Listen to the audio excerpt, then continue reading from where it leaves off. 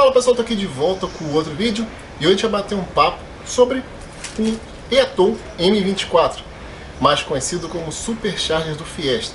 Pois é pessoal, quem acompanha o canal sabe que eu já estou com outro Supercharger e até inclusive eu tô fazendo esse, um dos motivos de eu estar fazendo esse vídeo, porque eu vou fazer um comparativo entre os dois, mas tem um outro motivo importante também.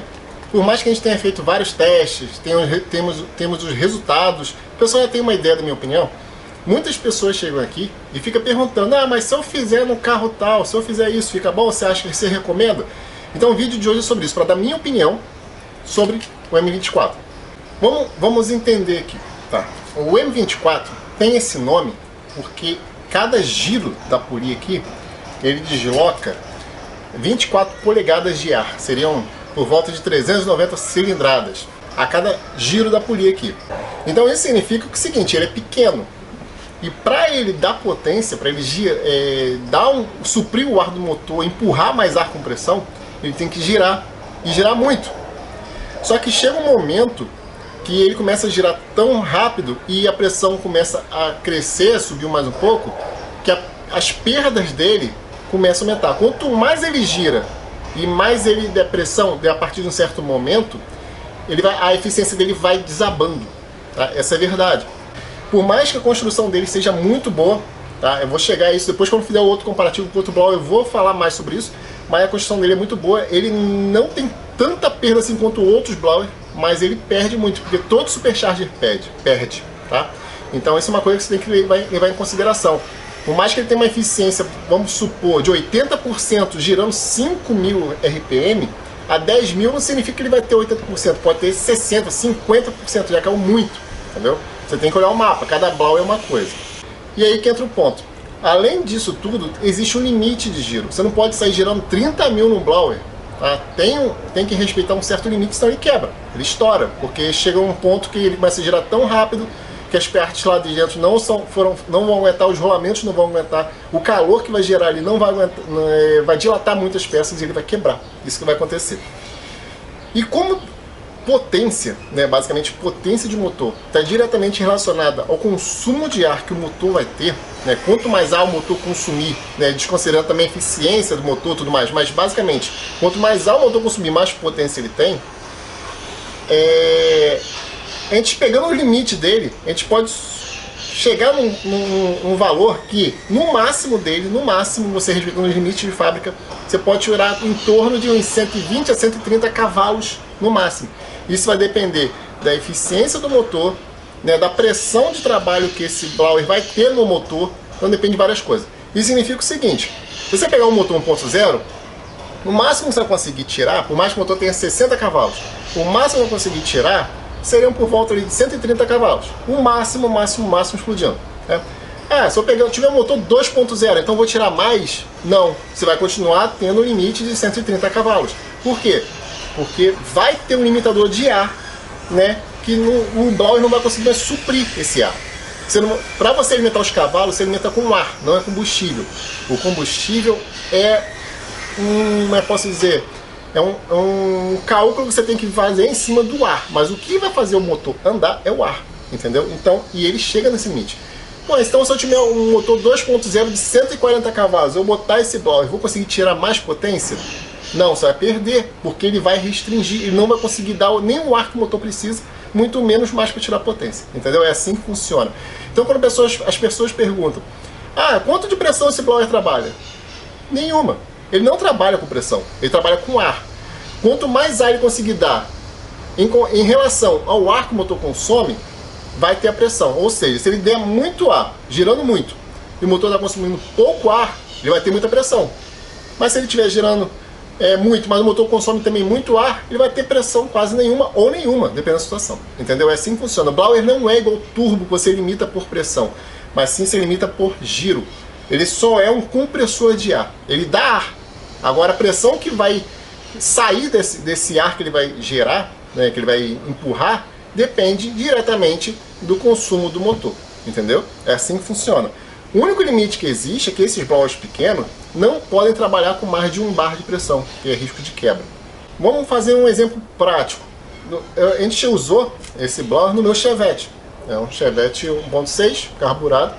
e tiramos, né, depois de todos os testes que a gente fez, da relação da polia, que eu botei para multiplicar bastante aqui, né, não foi pouca coisa. Inclusive, devido a isso, eu tive que baixar o limite de giro do motor, porque a gente chega a 18.000 RPM do blower, a uns 5.500 RPM de motor, né, pelo menos chegava com esse blower aqui. Tiramos em torno de 110 cavalos de motor, que ficou por volta de uns 80 e poucos cavalos por roda, na roda, né? Ah, mas você não acabou de falar que deu 130, pode dar até 130 cavalos? Você jogou para baixo? Você errou alguma coisa? Não. O que acontece é o seguinte, que o motor do Chevette é um motor antigo. Por mais que eu tenha feito melhorias no cabeçote, ele não é um motor eficiente. Então, por mais que tenha entrado ar no motor, ele não consegue ter tanta eficiência. Então aí entra já a parte da construção da engenharia motor. Uns são mais eficientes, outros não. E por isso que alguns carros, quando você bota 0,4 de pressão, o carro dá 50% mais de potência muito fácil. E outros dão quase nada, como o próprio Chevette, que para andar no turbo, você tem que botar pressão nele. Entendeu? É assim que funciona. Não é um blower que vai fazer milagre, depende de várias coisas. E ele é basicamente só um compressor de ar. Se você conseguir empurrar ar para o motor sem ser com blower, ele também vai ganhar potência. É simplesmente assim que funciona, entendeu? E ainda no nosso Chevette, vamos pegar ele como exemplo, eu estou usando um carburador 2E, né? Um carburador que nem tem aqui atrás. Um carburador relativamente grande para o Chevette, maior que o original do Chevette, é um 22-26, tá? Se eu botasse, por exemplo, o pessoal falou, uma Weber 40, um carburador 3E, né, um carburador maior, eu conseguiria tirar mais potência? Aí que eu falo, volta de novo ao limitador, depende. No carro aqui, com todos os recursos que a gente fez, a gente teve de pico por volta de 0,4 de pressão, né, em cima da mufla ali, 0,4, com todas as modificações que eu fiz. Se eu botasse um carburador Weber 40, 44, um carburador enorme, eu conseguiria tirar mais potência? Talvez. Por quê? Porque eu ia tirar um pouco de restrição, ia conseguir passar mais ar no motor. Contudo, a gente já está no limite dele.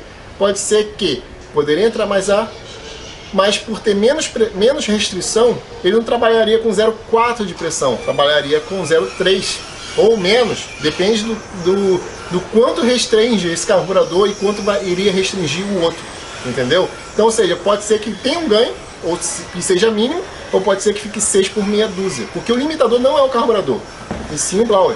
E esse efeito a gente viu quando a gente trocou o comando e o cabeçote.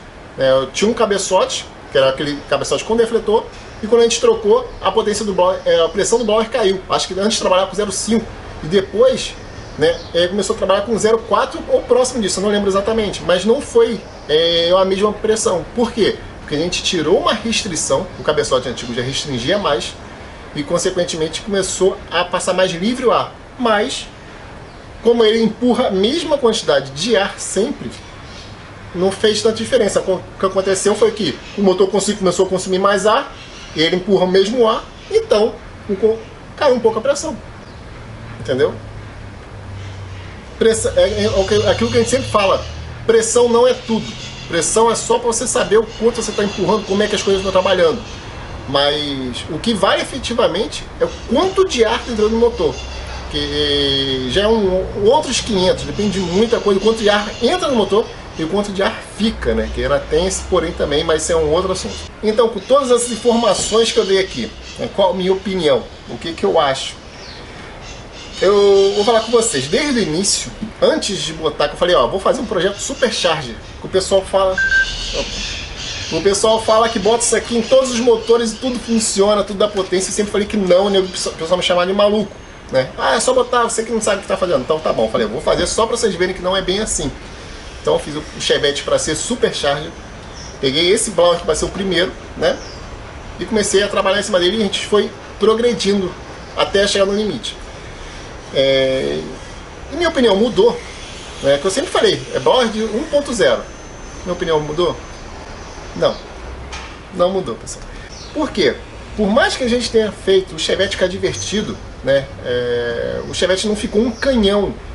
Mas quem viu os outros vídeos dele acelerando, né, das saídas que eu faço, das jogadas de lado que sai, da arrancada que a gente foi, participou da arrancada lá, andou junto com o Lancer, né? Tinha um Lancer lá que a gente andou junto com o Lancer. O Lancer só ganhou o primeiro lugar na arrancada lá, né, na minha frente, na categoria 10 segundos, se não me falha a memória. Só ganhou porque na última puxada que eu dei, que foi a melhor puxada que eu dei, né, isso com o tanque cheio, que a gente estava com problema de combustível, então eu tive que encher o tanque até o talo, isso é peso, porque a última largada que eu dei eu queimei.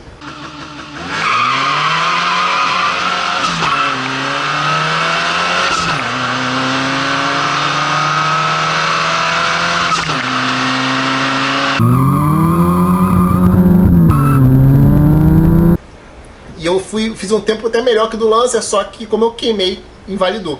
Então, ou seja, a gente conseguiu deixar o Chevette muito divertido, né?